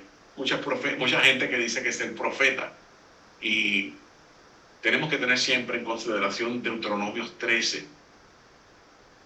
Un profeta verdadero de Hashem sigue la Torá y sigue la Torá al pie de la letra. Este profeta que tenemos aquí que fue muerto, que era profeta de Hashem, podemos catalogarlo como que era una persona justa, era un sadí. Mas, sin embargo, cometió un error. Algunos podrán decir: pero fue un error no muy grave. Desobedeció el mandato del Todopoderoso. Como dije al principio, mientras más uno está conectado con Hashem, más Hashem sí te va a dar, pero te va a demandar mucho más. Esto fue una de las razones primordiales por qué Moshe Rabenu no entró a la tierra. Tanto que pasó Moshe con Hashem y lo desobedeció. Esto le costó un no a la entrada. Bien. En Primera de Reyes encontramos esta historia que ya mismo la vamos a explicar un poco mejor. ¿De qué trata todo esto? Porque estamos hablando de ahora del rey Josías. Este rey que, como dije al principio, estábamos entrando ya en el 6º año, hizo una teshuvá, un arrepentimiento. Algunos de ustedes podrán preguntarse: pero ¿cuál es la importancia de que se entierre a una persona en la tumba de sus padres? Recuerden de que todo Israel está en la expectativa de que en un día suene el shofar y se levante el pueblo. Y todo el mundo quiere estar al lado de su familia. Así que todo el mundo se enterraba en un lugar de la familia, un sepulcro familiar, para cuando llegue ese momento todos estén ahí, todos estén uno al lado del otro, gozándose esa gran promesa del Todopoderoso. El profeta, vuelvo y digo, caminó aproximadamente 1 milla, no estaba tan lejos. El profeta hizo que el rey supuestamente tuvo un arrepentimiento parcial, no completo. Ya sabemos que el rey continúa haciendo lo malo. ¿Qué estamos viendo aquí? Bueno, ya para finales del 4.º en adelante, el 4.º de los dolores de parto, va a ser bien palpable cuando Hashem dé una orden.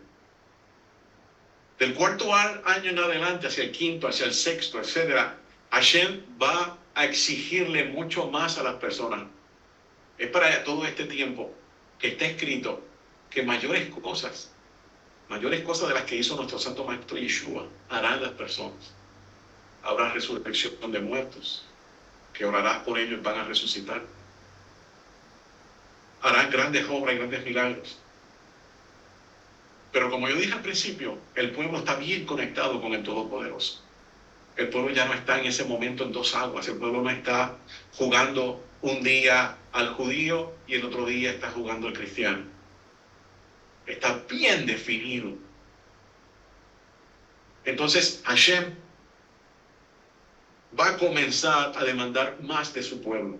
Al día de hoy nosotros no estamos viendo todavía aún cosas que pasen mucho más fuerte que la que nosotros leemos, que ocurrieron en aquel tiempo o que van a ocurrir, porque el pueblo está falto de Torah, falto de conocimiento.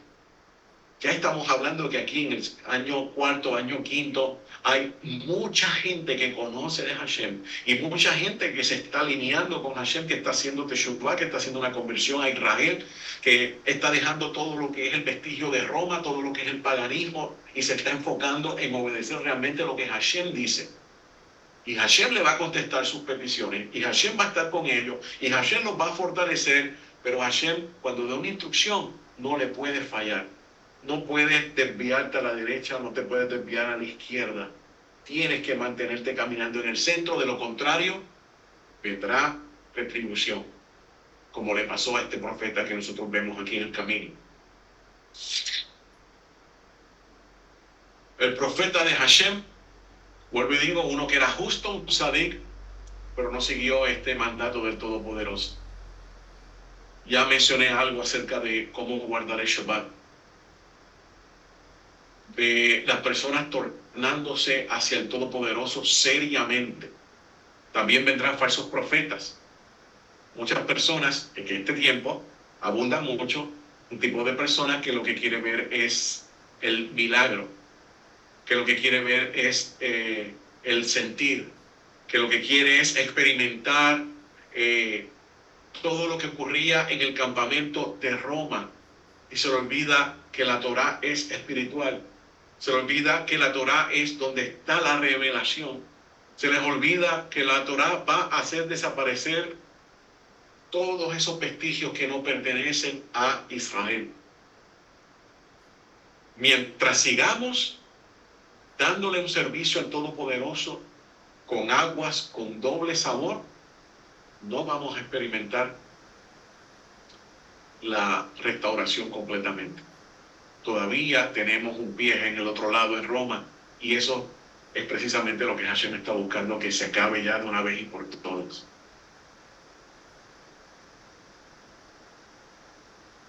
Segunda de Reyes 22, y ya estamos en la última parte de esta sección. Segunda de Reyes 22.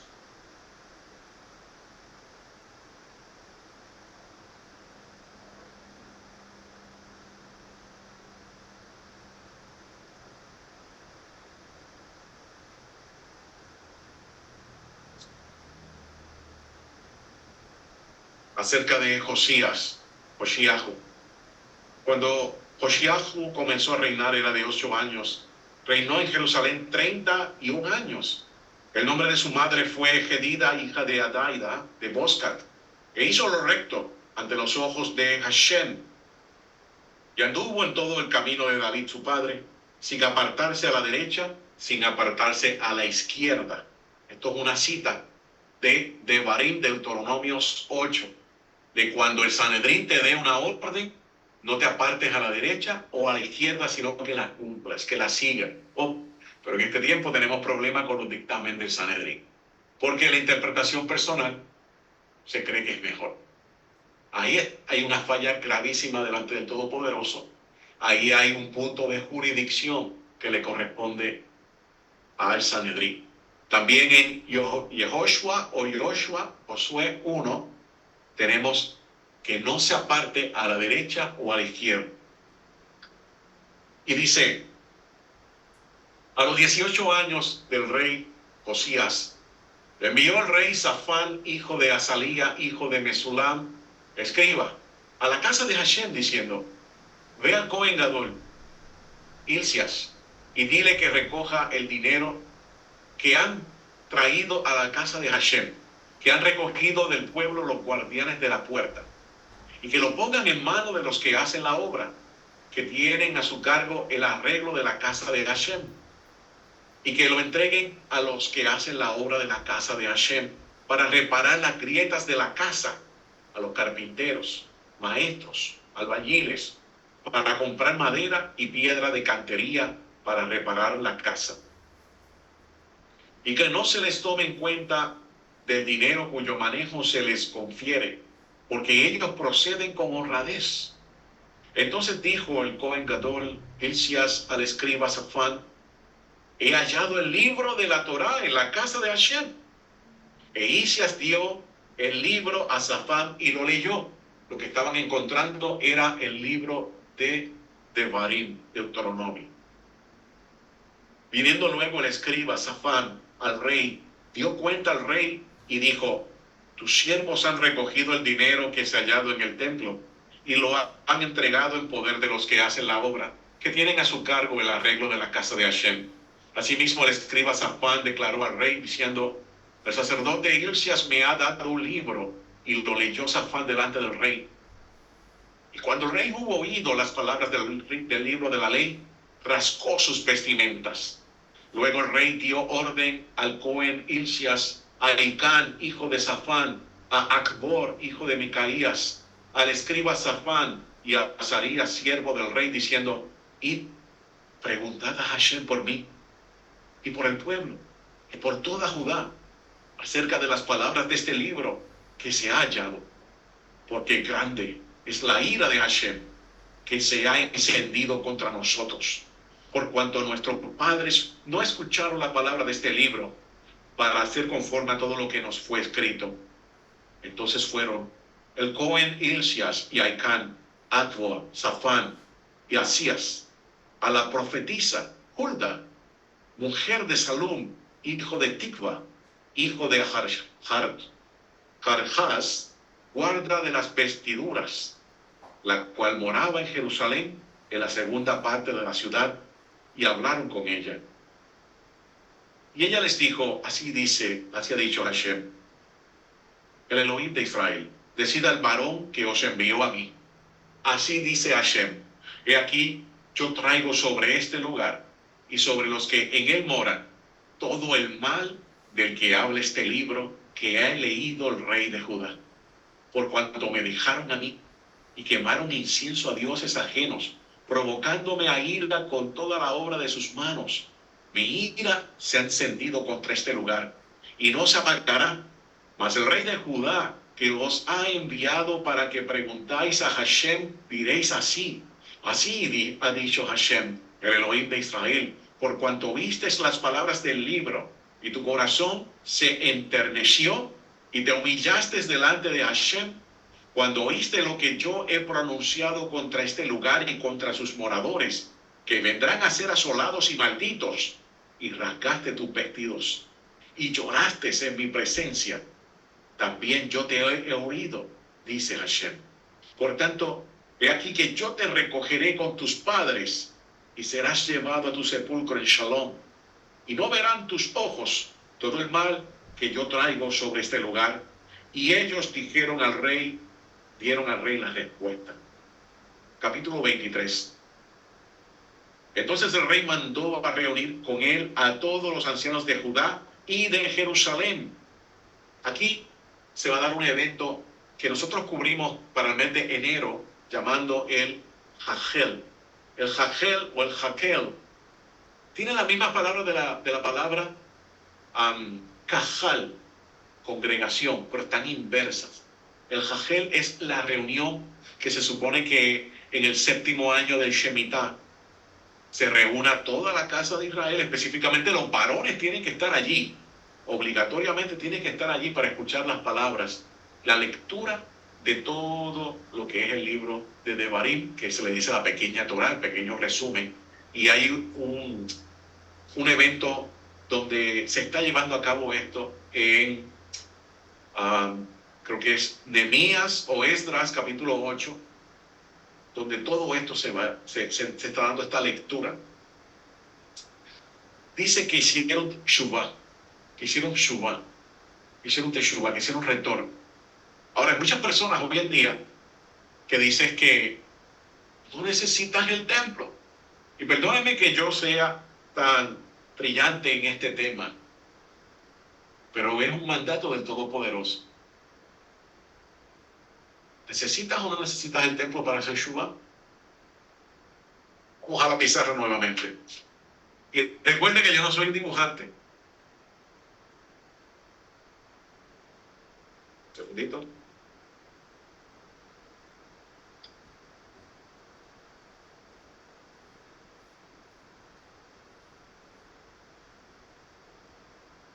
Una desconexión aquí en el micrófono.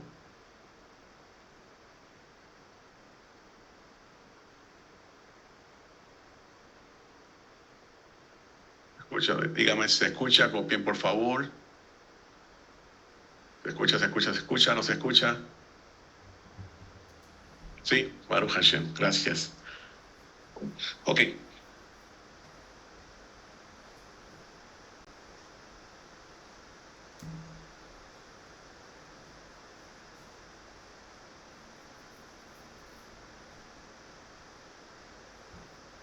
Bien.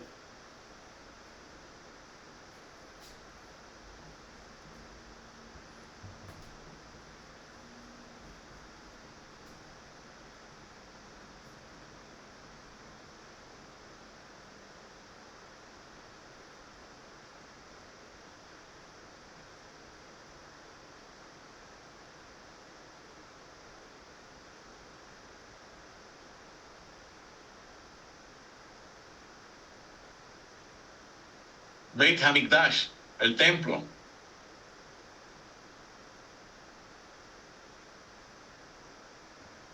La casa de David.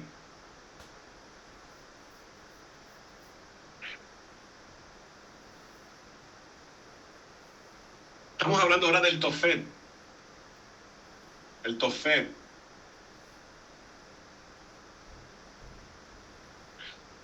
Esto es Jerusalén.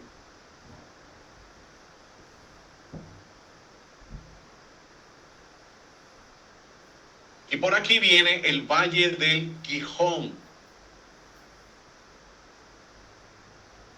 Valle. Gijón. Valle, otro valle más.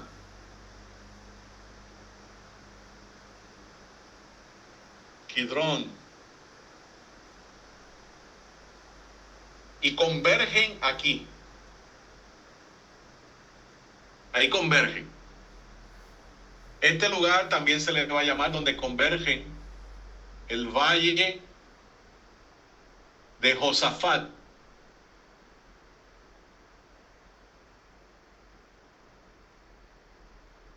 Ahora, la palabra valle en hebreo,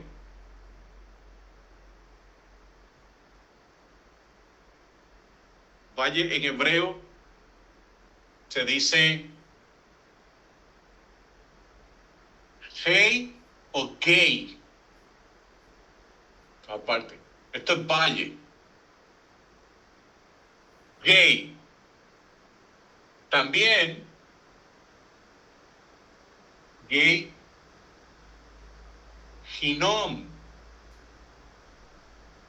Valle de Ginom. También se le dice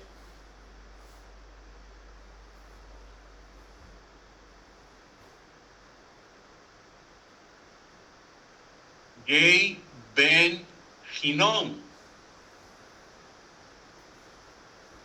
Estamos hablando de este valle acá, ¿ok? El Hinnom. Vamos a ponerlo acá mejor. Hinnom. En el griego se le conoce como el Gehenna. El Gehenna. ¿Qué ocurre?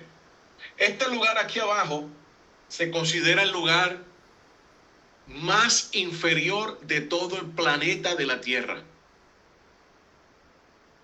No la topografía, sino los eventos que se llevaban allí. El lugar, vamos a decir, más maldito de toda la Tierra se considera que era aquí. Recuerda que tienes el templo acá.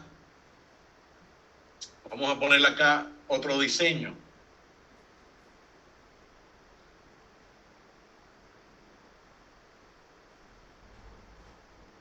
Este es el templo.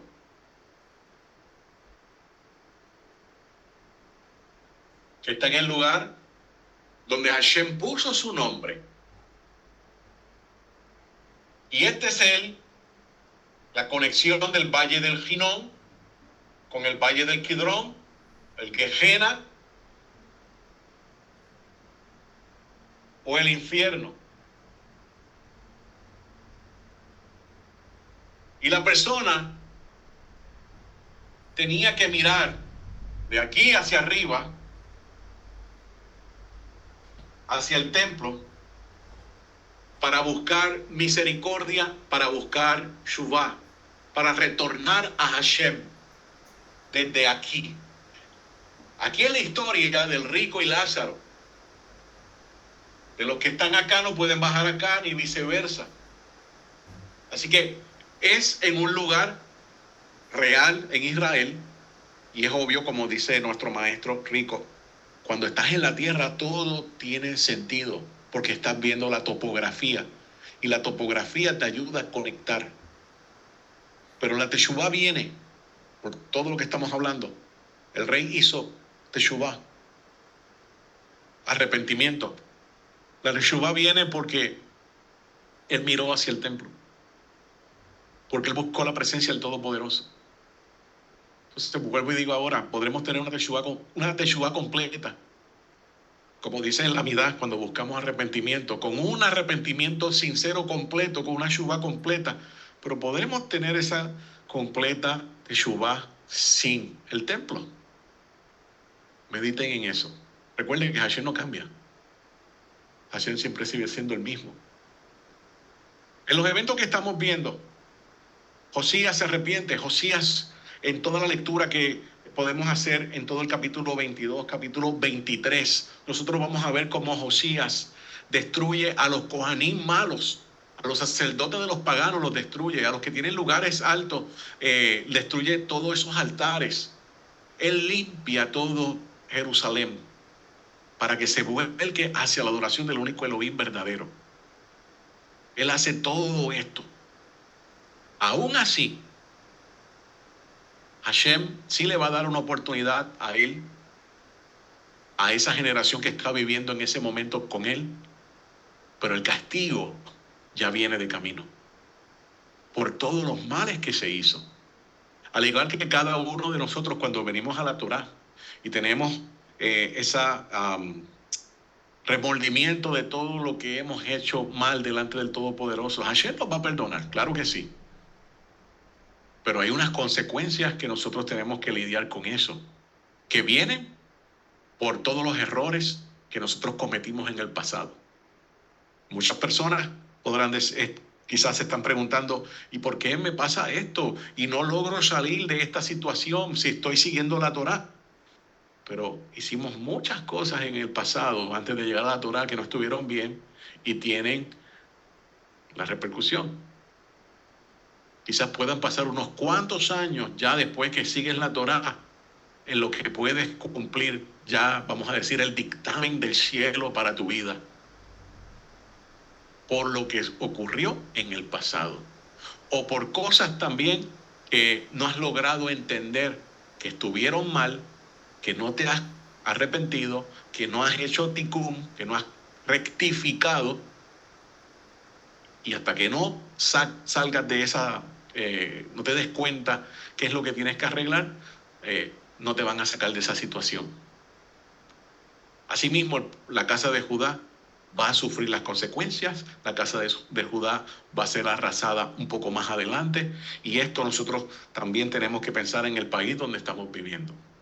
¿Qué va a ocurrir con el rey Josías? El rey Josías va a ir a un combate, va a ir a apoyar a los reyes de Egipto contra los asirios, y él va a morir. Lo van a enterrar con sus papás. Ese es el 6º año. Todavía tenemos, ¿qué más va a ocurrir en el 6º año? ¿Qué más va a ocurrir entonces en el 7º año? Porque cuando comienza el 7º año, inmediatamente no es que llegará el Mashiach. O sea, hay muchos eventos. Específicamente, hay una guerra en Meguido. El rey, este rey Josías, va a estar entablando el combate en Meguido junto con los egipcios contra los asirios, y va a morir allí. Y ahí es donde nosotros podemos encontrar en Segunda de Reyes capítulo 23 completamente de que la guerra de Meguido se le traduce en el griego como el Armagedón, no es la última guerra como tantas veces usted ha escuchado en el otro campamento. Armagedón no es la última guerra. Todavía tenemos guerras en Karkamish, que es Turquía. Tenemos guerras en diferentes lugares de Israel, y tenemos la última guerra, que es la guerra de Jerusalén. La guerra de Jerusalén. Tenemos todavía ejércitos que van a estar atacando al falso Mesías en el año 5 y en el año 6, porque no se quieren someter a lo que él está trayendo. Así que tenemos todavía, nos quedan diferentes tipos de eventos para discutir en la vida de estos ahora últimos reyes. Van a ser 4 reyes que se van a compactar, que ya no son un año por rey, sino que vamos a ver cómo el reinado de estos últimos 4 reyes tiene que ver con lo que va a ocurrir en ese último año en Israel.